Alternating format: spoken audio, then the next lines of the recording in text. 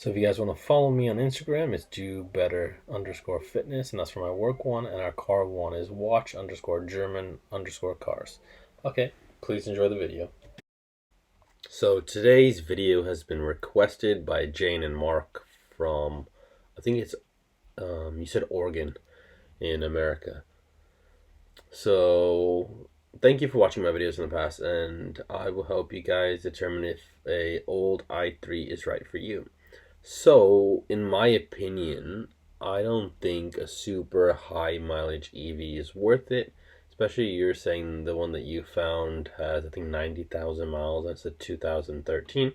I will show you the cost to change the battery, and then you can decide for yourself. But yes, the prices of the used i3 BMW are fairly low. You can get them for, in the UK, you can get them for less than £10,000. In the US, you can get them for kind of about that kind of pricing. So yeah, they're pretty cheap, but they're cheap for a reason. The range will have diminished quite a bit. So after your request, I did go test drive one.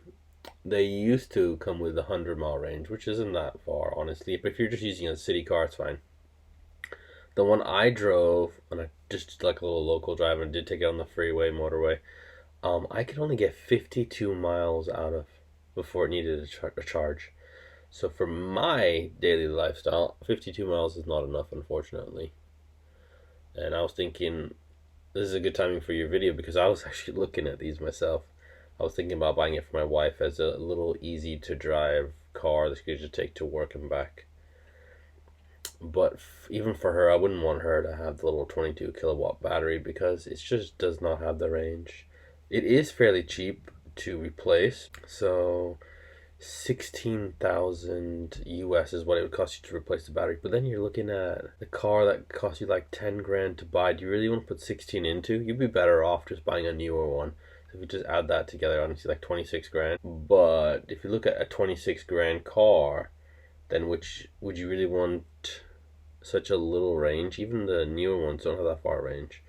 And I know they do make the one with the engine in it as well, so you get like a battery extender, I think they call it.